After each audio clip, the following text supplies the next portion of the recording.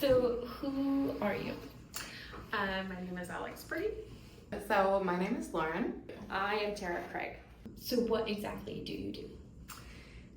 Well, I organize, provide structure and background for the medical lab assistant program. I also teach in that program. I teach both the first term and the second term students.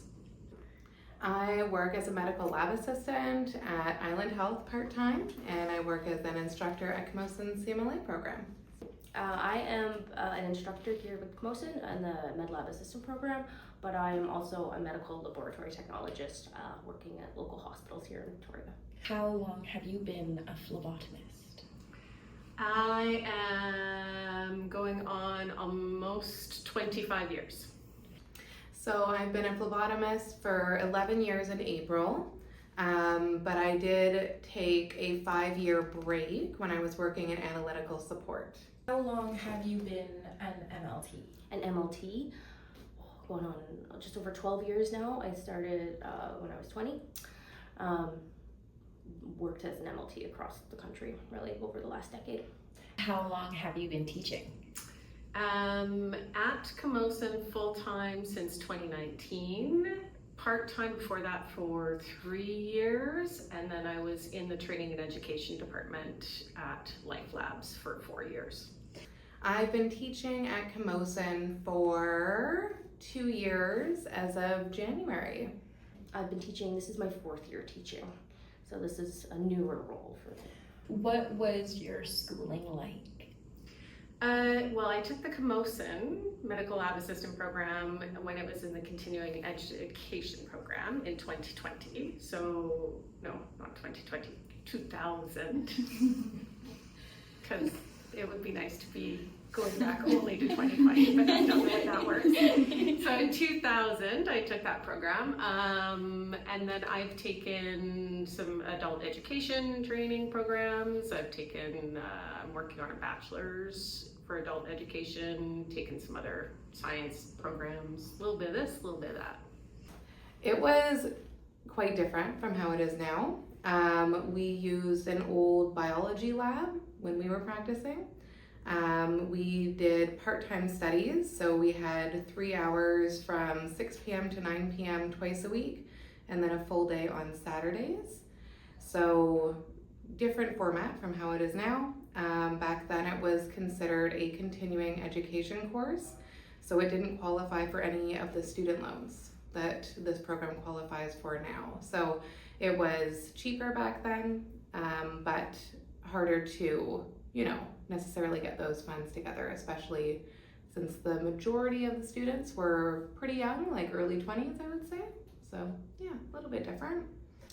So I went to lab school right out of high school, so I started at 17, so that was a bit of a shock going from high school to college. So I did lab school for 2.5 years, which involved a lot of theory, a lot of labs, and then a 6-month on-the-job training period at a local hospital. And then I have slowly taken other education as needed and or take opportunities to work in other lab departments as I can. What initially sparked your interest in the field of phlebotomy? Good question. I worked as a vet assistant for 5 years. I loved the animals. I loved the healthcare side of it. I loved the lab tests that we got to do on site because I worked for a large and small animal vet that did its own diagnostics. And after about 5 years, I just got a little heartbroken working there, and I thought I really loved the lab part. So the next step was lab assistant. Ooh, that's a fun one. So my mom worked as a lab technologist for, I guess it was almost 40 years before she retired about 5 years ago. So she was the technical coordinator for anatomical histology, I believe, and she loved it. She used to take me around the lab when I was a kid, and I always had an interest in biology and healthcare in general. So I would have loved to have gone and been a tech, but I am also a crazy horse person, and I had 3 horses, so staying at home was a little bit easier while going to school. So medical lab assistant, it was. Believe it or not, CSI, way back in the day. I loved CSI investigations and all of that. And I originally really wanted to work in a forensics lab, but CSI made it very competitive. So I ended up learning about medical lab, which at the time I didn't know was a thing. And it seemed to suit what I wanted with my life. And so I applied and went from there. Why did you decide to start teaching phlebotomy? I liked my job very much, and I ended up being a trainer for new students, and I really enjoyed it, and I enjoyed learning how people approach things and what they knew and what they didn't know and how to help them get better. And so from training students and new hires, I just kind of laddered up from there. So I know Alex and Tanya from Life Labs, and when Tanya started working at Camosun, she told us all about it, and she was still working at Life Labs part-time, and she told me more about it and just kept talking about how great it was, how they got to work with the students and really help set the students up for success and have a big influence on how the program was delivered. And there was an opening, and so I applied, and I didn't get that one. And then there was another opening, and I applied, and I got that, did a term, and then that was as an instructional assistant. And then the opportunity arose to be an instructor for a term, and I had to quit my job at Life Labs to do that. So that was scary, but worth it, I think. Well, originally I got my undergrad here at Camosun, and my big long-term goal is to be a pregnancy educator. So when I was in my undergrad, I was learning a lot about exercise physiology and as it related to pregnancy, and then I wanted to go on to do a master's, but COVID happened, which seems to be everybody's answer for why their plans changed. So going away from my master's didn't happen. I saw an instructional assistant role here with the Med Lab Assistant program when I can do that job. I love teaching, so I got into it that way, and then did that for a term, and there was a job opportunity for an instructor that required an MLT. So I applied for that, and I've been here ever since. What is the most common challenge you face as a phlebotomist, and how do you overcome it? For myself, I think one of the hardest things is kind of the patient association. So I worked in a community lab where I got to know my patients very well, and you see them go through some hardships, and it can be trying, and you sort of create bonds with people, and that's a hard side of healthcare is, if you get connected to people and they aren't well because they're coming to see you. I would say the most challenging thing for me personally is I don't like stepping on anybody's toes. So when you're working with the public, particularly in a healthcare setting, it's pretty emotionally charged, and the majority of the patients that you encounter are super lovely and really grateful to be getting assistance from you. And then there's some people who don't feel that way and can be rather aggressive or belligerent and just a little bit tougher to deal with. So learning how to manage my emotions in those situations took the longest for me. I mean, the workload at times can be really busy, but that's all healthcare nowadays, so I can't really say that's specific to MLT. An interesting challenge is just the lack of understanding about what the lab does from the rest of healthcare. Kind of considered the black hole of the hospital, but there's many staff, many departments, many roles, and the lack of understanding about what it is we do or why we do what we do makes for tension between departments I've seen. Can you describe your experience working as a part of a healthcare team? It's a pretty kind of broad question, I think. I'll talk about maybe our I'll talk about, I used to work at a lab and we had 4 staff and we were a very small, tight team. And when you have a good team, it's amazing how productive and effective you can be, how much more fun you can have in your day, which is a big part of this. You know, if you're gonna be working all day, you may as well have a little fun. We were just able to be really proactive in taking care of the patients that we were working with. So that was a really great little dynamic. And it's hard to find that teamwork sometimes, but when you do get it, you hold on to it. I really enjoy working with my healthcare team. I think a huge part of it comes down to being able to, work as a team member, which sounds super easy. In practice, sometimes a little bit more difficult, and taking the time to kind of, being part of a team, supporting your team members. So it's really great when you have a really strong team. It's a wonderful day and everything's going great. Other times, if there's, when you're working short-staffed, that's the biggest one actually, short-staffed. Tempers are short and it can get a little bit more difficult, but overall it's been really good. The good days far outnumber the bad days. So I've worked as both in small labs, so like I work up in Haida where I'm like one of the only lab professionals in the hospital, and then I also work at VicGen, which is I'm amongst 50 other lab professionals.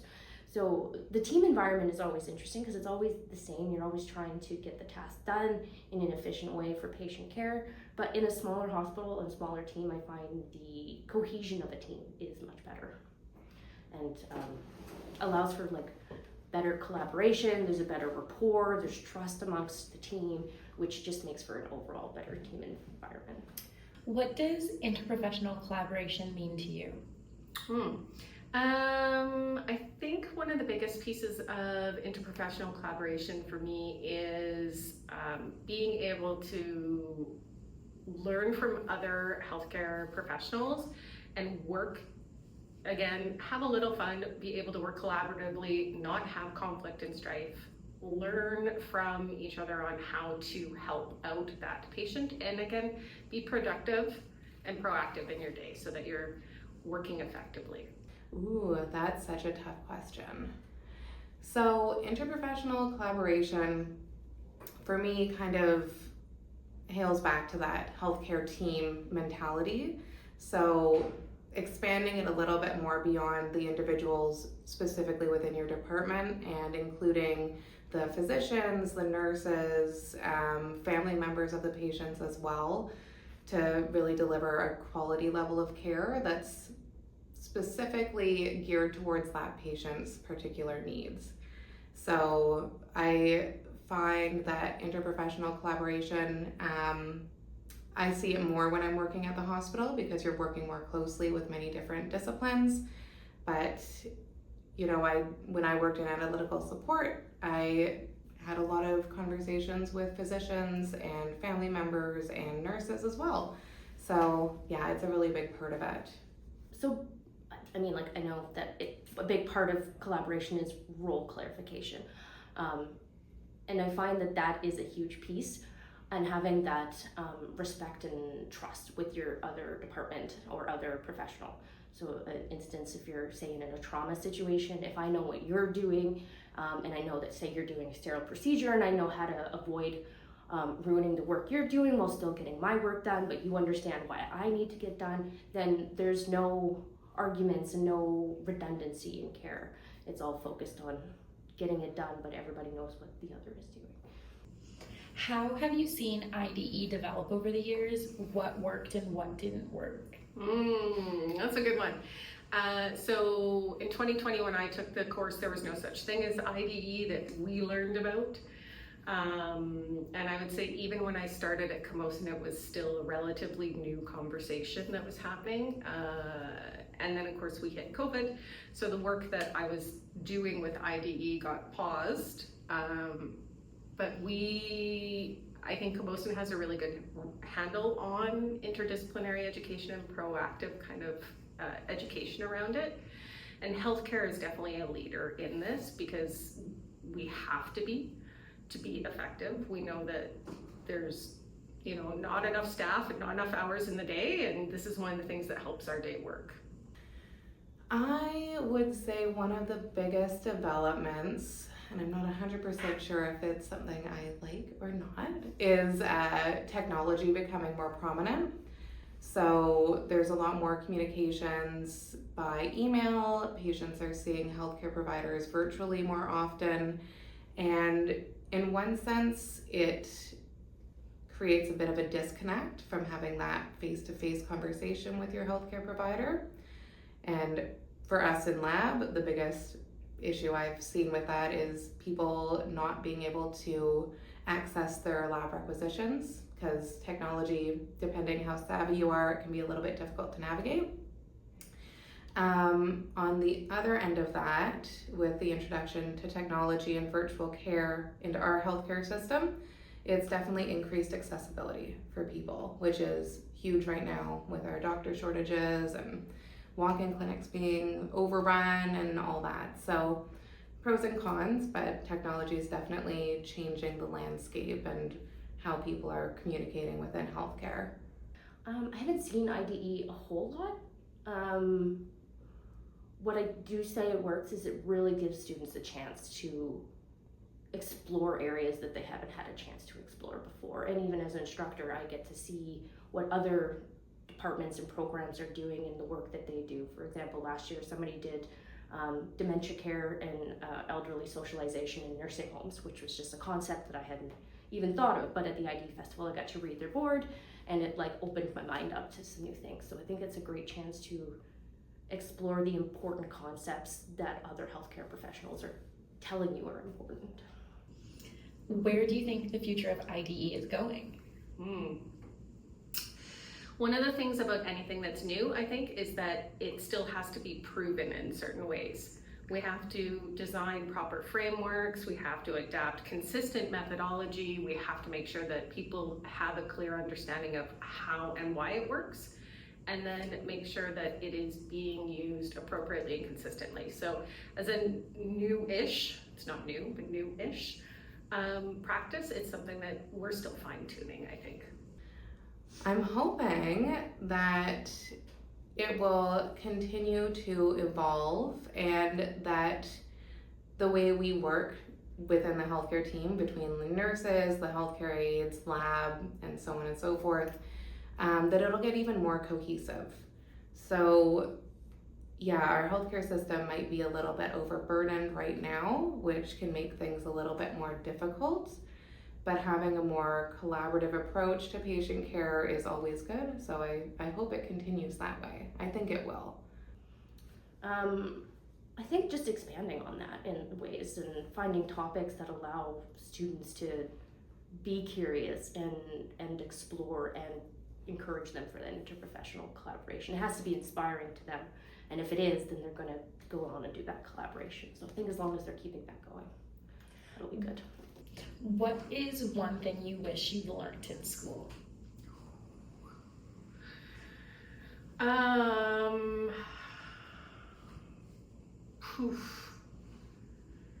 Again, we're going back a few years. So I would say one thing I wished I knew when I went to school was probably a little bit more about how to deal with patients that have cognitive disabilities, and there are so many variations of that. But I still vividly remember my first interaction with a violent Alzheimer's patient, and I was not prepared for that. So there's certain things that sometimes you can't prepare for before you get into that environment, but you remember them. Interesting question also. What do I wish I'd learned in school? Oh. We had slightly different platform, or the layout of the program was a little different. So we got to see a bit more hands-on sooner, like at the end of the first term. So in regards to skills, I felt really good. Patient interactions, nerve-wracking, but I think by the end was feeling pretty good. The computer aspect of it It was definitely something I wasn't quite prepared for, and it took a little bit of time to figure out how to do that effectively. So definitely not a tech savvy person to begin with, so computers, struggled with the programs there. That really, my grades aren't everything. Grades are great. I am the student that's like, give me 100, I want 100. But I focus so much on that and less on building a relationship with my cohort or socializing and networking in the industry. Those things will help you get into the field. Good grades are always great, but there's more to a job than just that. So build all of your skills, and as a student, try to do that. And it's very easy to get caught up on grades, but try not to do that. And what is one piece of advice you want to give to your students? Work ethic. Work ethic takes you a long, long, long way. Be on time, be pleasant, work hard, and be ready to ask questions and be willing to say, what can I do to help? I would say that would be a big one. I would say, and this is from my own experience, don't be too hard on yourselves, especially at the beginning. I found that there's kind of this 6 to 12 month period right after graduation where you're working and you're just feeling a little bit off balance still. You're trying to learn a lot of new things, you're dealing with new situations, you're dealing with patient volumes you've never experienced before.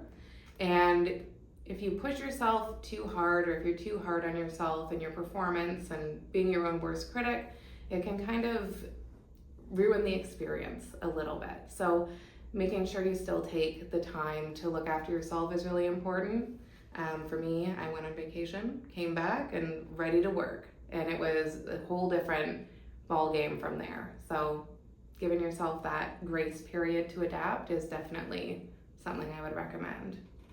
I mean, you have to believe in yourself and you have to not compare yourself to other students, which easier said than done, especially in a small setting. But you have to recognize the strengths that you have and the things that you're bringing to the classroom, because your perspective is different than others. So those questions that you have, those situations that you want to share, those are all going to help in the learning situation. So having the confidence and ability just to be like, hey, I have a question, and can you explain the why to this?